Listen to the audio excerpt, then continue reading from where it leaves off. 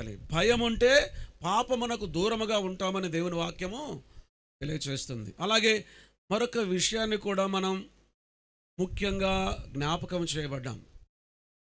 దేవుని ప్రజలైన వారు, దేవుని పిల్లలైన వారు ప్రభువుకు భయపడవలెను కానీ పరిస్థితులకు భయపడవలసిన అవసరం లేదు.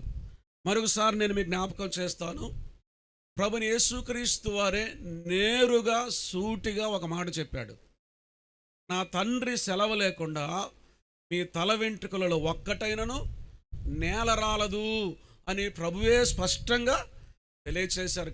కాబట్టి లోకము, ప్రపంచం తల్లక్రిందులైన ప్రపంచంలో పరిణామాలు ఎలా ఉన్నా, ఎంత తారుమారైనా ఆ పరిస్థితులను గురించిన భయము మనకు అవసరం లేదు. కారణం ఏంటంటే జీవము కలిగిన దేవుడు, సార్వభౌమ అధికారం కలిగిన వాడు, అన్నింటిపైన నియంత్రణ కలిగి ఉన్నాడు.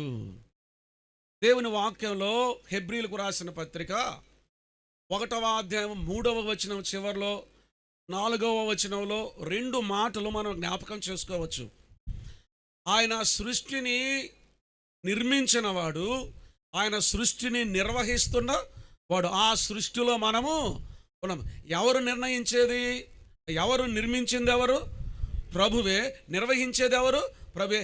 నిర్మించిన వాడే నిర్వహిస్తూ ఉన్నాడు. ఆ సృష్టిలో మనము ఉన్నాము. ఒకసారి ఒక ఉపమానం అర్థం కావటానికి ఇలాగ చెప్పారు. ఒక బాలుడైనటువంటి పిల్లవాడు ఒకసారి విమానంలో ప్రయాణం చేసుకుంటూ వెళుతూ ఉన్నాడు. విమానం గాలిలో ప్రయాణం చేసేటప్పుడు గాలి బుడగలు అని ఉంటాయి.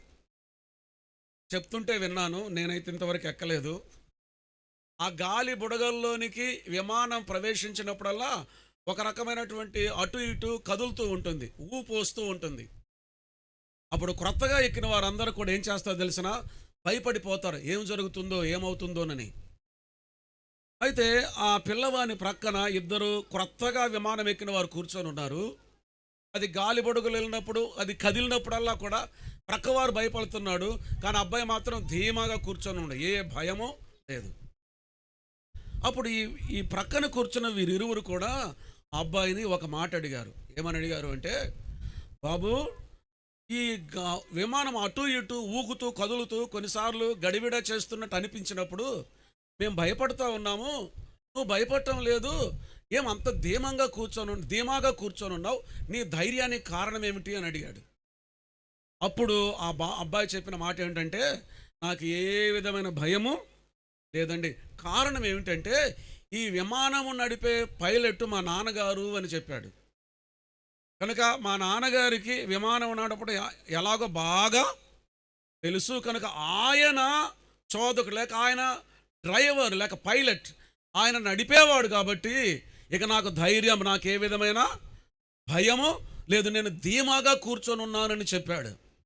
ఈ సృష్టి అంతటినీ కూడా, విశ్వాన్ని నడిపిస్తున్నవాడెవరు? జీవము కలిగిన దేవుడు. ఇది అర్థం కావటానికి ఒక్క మాట నేను మీ ఎదుటికి తీసుకొని వస్తాను. మనము సామాన్య శాస్త్రంలో, వైజ్ఞానిక శాస్త్రంలో చదివినప్పుడు 2 విషయాలు మనం చదువుతాం: భూభ్రమణము, భూ పరిభ్రమణము అని.